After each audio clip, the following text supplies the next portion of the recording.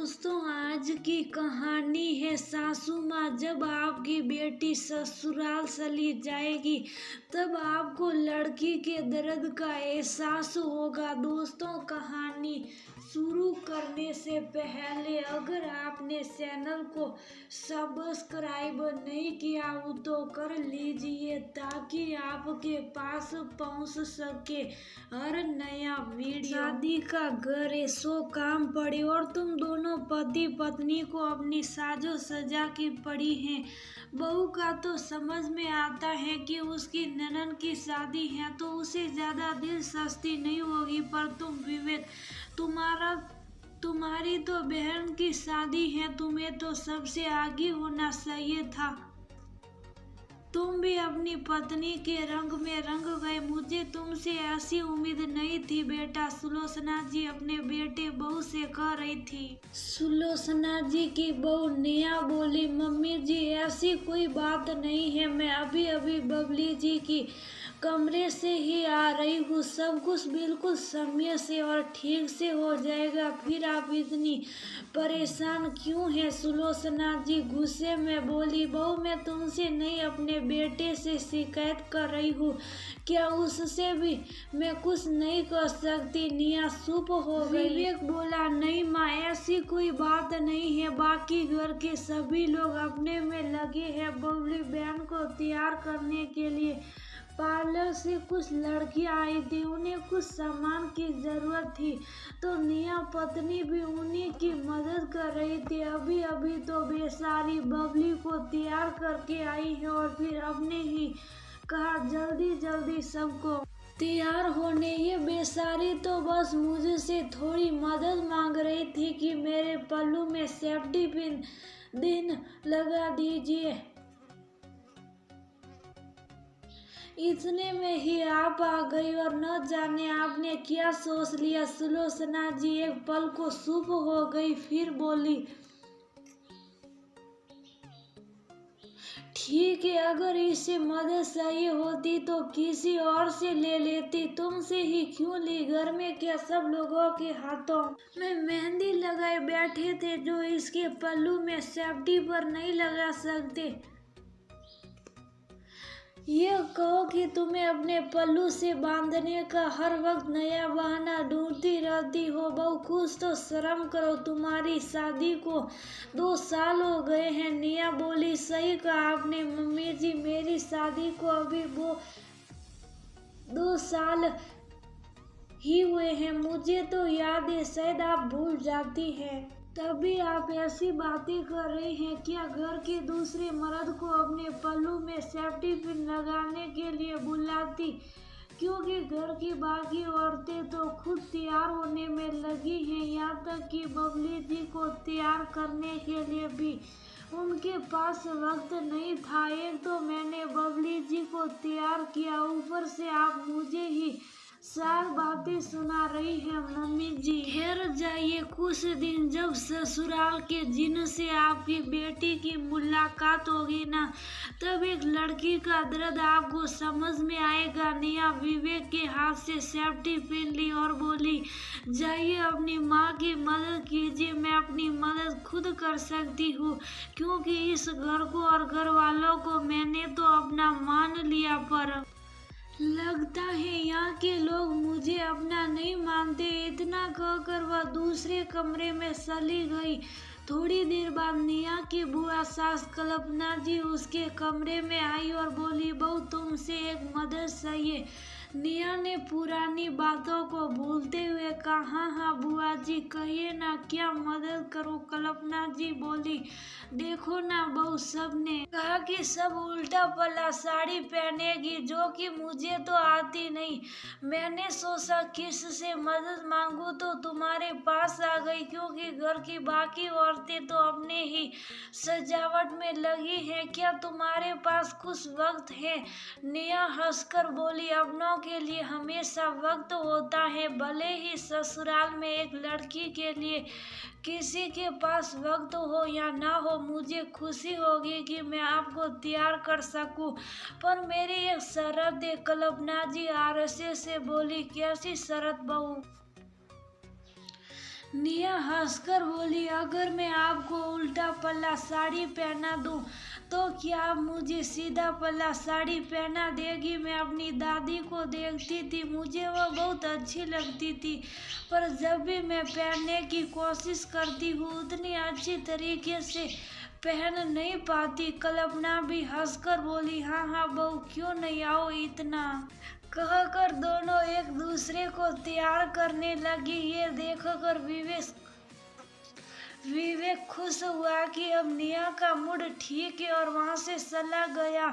थोड़ी देर बाद निया कल्पना जी के साथ कमरे से बाहर निकली। सभी औरतें उन्हें देखकर मुस्कुरा रही थी और बोल रही थी, वाह, लग नहीं रहा कि दोनों सास बहू है, माँ बेटी जैसी लग रही है। हर कोई निया की तारीफ कर रहा था। सुलोचना जी कल्पना जी को बोली, जी आप तो कभी उल्टा पल्ला साड़ी नहीं पहनती, फिर आज कैसे पहन लिया? क्या बहू ने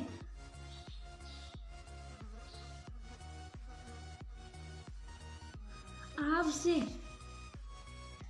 कल्पना जी बोली, अरे नहीं सुलोचना, मैंने ही बहू को कहा था कि मुझे उल्टा पल्ला साड़ी पहना दो और देखो कितनी तारीफ मिल रही है। सुलोचना भाभी, लगता है मेरी थोड़ी सी भी तारीफ आपको बर्दाश्त नहीं होती है।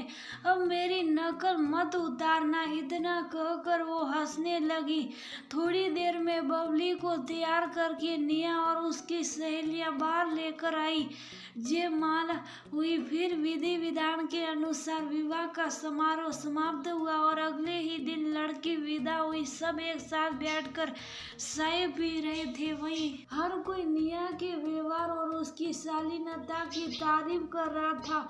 सुलोचना जी बोली, लड़की अपने घर में तो अलग ही होती है, वह तो ससुराल में आकर सास की छत्र छाया में रहकर अच्छी गृहिणी बन जाती है। कल्पना जी बोली, ऐसा नहीं है भाभी, अगर ऐसा होता तो आप में भी बहुत बदलाव आता, जो कि मुझे तो नहीं दिखाता, क्योंकि अम्मा ने आपको भी सुधारने की बहुत कोशिश की थी, पर आप में कुछ बदलाव नहीं आया। सुलोचना जी बोली, आप कहना क्या चाहती है जीजी? वह बोली, मैं तो कहती हूँ ससुराल की जिन होती है हर सास, जिससे जंग हर लड़की को करनी पड़ती है, पर अब समय बदल रहा, लड़कियों के साथ उसकी सास भी बदल रही हैं। बिना जिन बने भी सास बहू के रिश्ते सुधर सकते हैं। बस जैसे हम अपनी बेटी को विदा करते हैं वैसे ही बहू को अपना ले तो ये जंग कब की खत्म हो जाएगी। मैं ये नहीं कहती कि आपने कोशिश नहीं की थी, पर जिस परंपरा से किसी को तकलीफ हो उसे तोड़ देना ही बेहतर है। आप बहुत भागों वाली है जो आपको इतनी अच्छी बहू मिली, जो आपको कभी भी बबली की कमी महसूस नहीं होने देगी।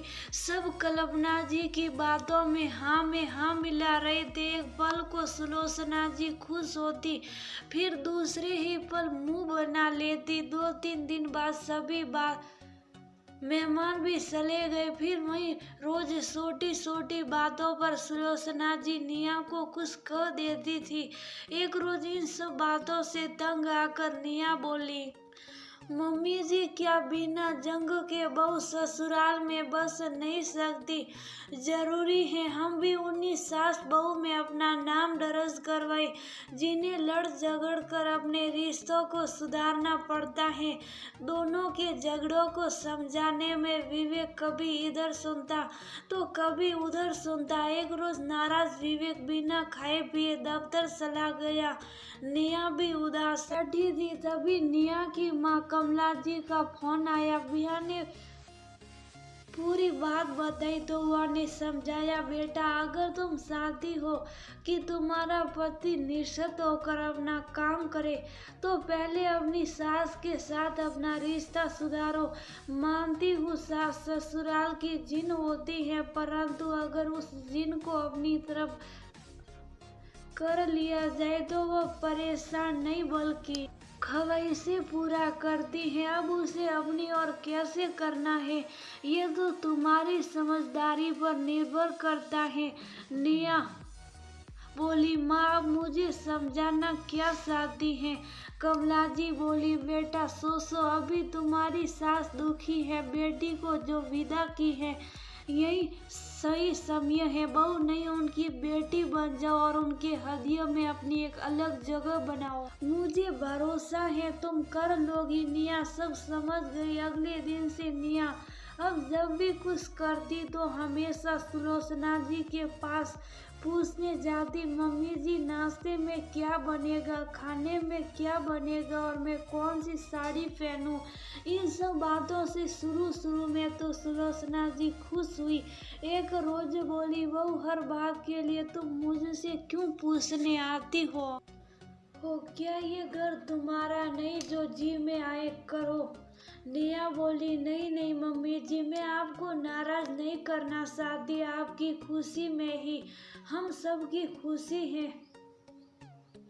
सुलोचना जी विवेक से बोली, विवेक तुम ही समझाओ अपनी पत्नी को। विवेक बोले, माँ निया पहले जब बिना पूछे कुछ करती थी तब आप नाराज हो जाती थी, अब पूछ कर करती हैं तब भी आप नाराज। आखिर आप चाहती क्या है ये खुल कर कहिए। सुलोचना जी बोली, बेटा मेरी गलती थी जो मैंने शुरुआत में बहू के साथ ऐसा व्यवहार किया। मैं समझ गई हूँ जो घर कल तक मेरा था पर अब उसे बहू का होना चाहिए, क्योंकि घर की छोटी सी छोटी खुशियाँ एक बहू ही समेटती हैं। सास और ससुराल की इज्जत दुनिया में एक बहू से ही मिलती है। और फिर बबली के जाने के बाद बहू ने मुझे उसकी कमी तक महसूस नहीं होने दी। इसका मतलब तो यही हुआ कि इसने पूरे घर को अपना बना लिया।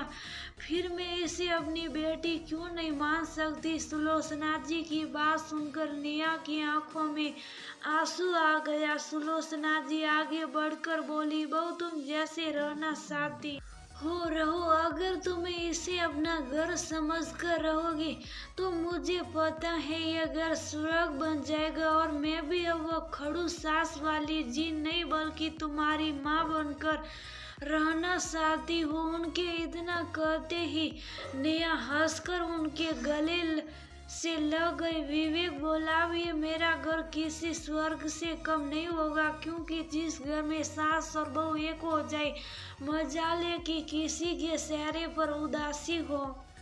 अगले दिन निया ने कमला जी को फोन किया और बोली, माँ आपने सही कहा था, देखिए मुझे यहाँ भी एक माँ मिल गई है। मैंने ससुराल की परीक्षा अच्छे अंकों से पास कर ली।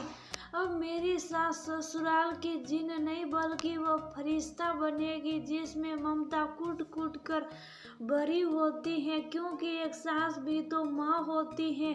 आप देखना, अब बिना जंग के मैं ससुराल में बस कर दिखाऊंगी। बेटी की बातें सुनकर कमला जी बहुत